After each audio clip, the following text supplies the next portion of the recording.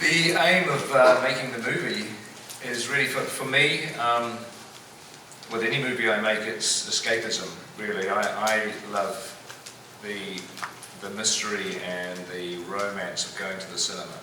I always have since I was a child, and there are many different types of films to suit many people, but the type of film I like to watch, and therefore the type of film I really like to make, are ones in which you're transported into an adventure. There's characters with emotional depth, but beyond all else, it's an escapist experience, which is why I think I love fantastical films, and obviously Tolkien's books are really the ultimate example of being, of a story that transports you away into a world that's familiar. It has characters who are familiar, it has themes that are familiar, yet it has the exotic, the exotic, fantastical elements of the creatures and the goblins and trolls and things. So for me, it's an extension of a fairy tale. It's why it's what I love about films, just fairy tales for everybody, really.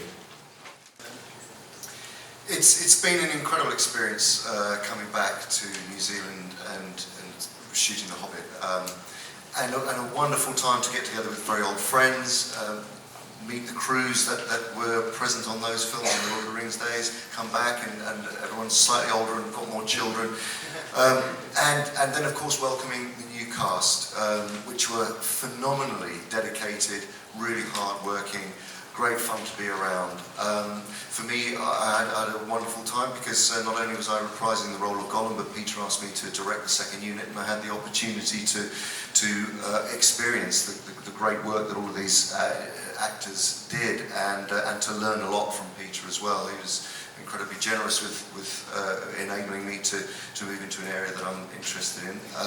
So for a year and a half, we became a brand new family on a brand new adventure, which was thrilling. It was immensely challenging, logistically, physically, mentally challenging. But when you've got great people around you, an amazingly talented team who are all working for 150%, it's a joy.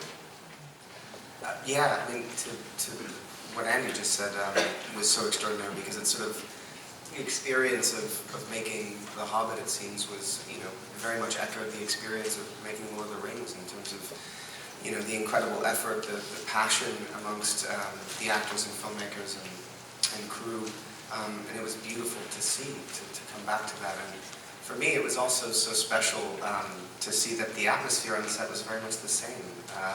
In some ways, the scale of The Hobbit, it seemed much larger in a way, but the intimacy and connection amongst the people working was very much the same.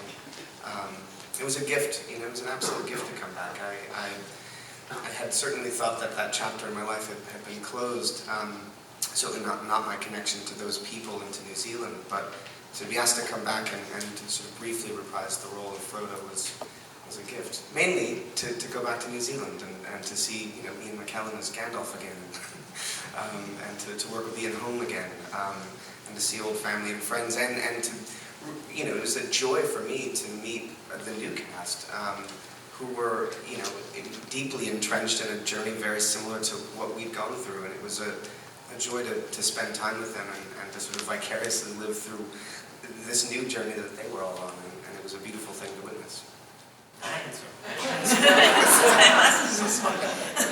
Richard and having been a huge fan of the Lord of the Rings book and absorbing myself in the trilogy, one thing that you realise is that Peter's work is very, very unlikely to ever be remade in the future.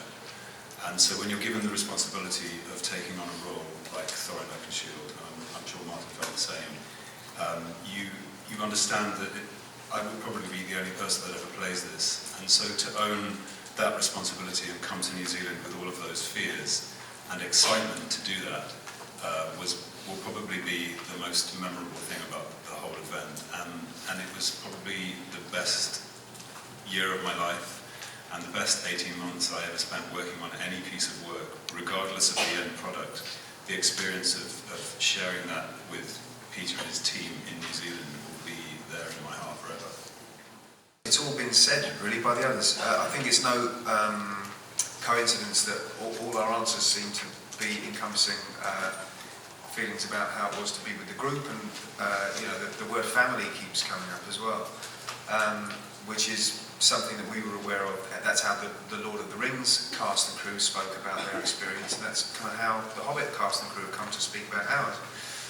It's a very tight-knit group. It's in a relatively small country. On Stone Street, the studio, it feels like, I mean, I keep saying this, and it's not meant to be in any way a backhanded compliment. It seems like the biggest student film ever made.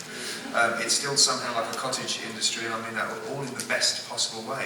It's the biggest kind of films being made on planet Earth, but still feel like we're making jam or something, it has a sort of ad hoc feeling. It has a sort of informal feeling, which definitely suits me, and I think makes us, it makes us do good work, hopefully, because it's not scary, it's not frightening, you're encouraged to have a good time, which after all is the whole reason you get into acting in the first place, or anything to do with the arts or entertainment business.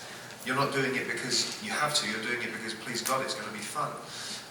And so 18 months of this film, of these films, I can honestly report were fun. And as has been said, almost regardless of how it's received, of course, we'd rather people loved it, we'd rather people liked it.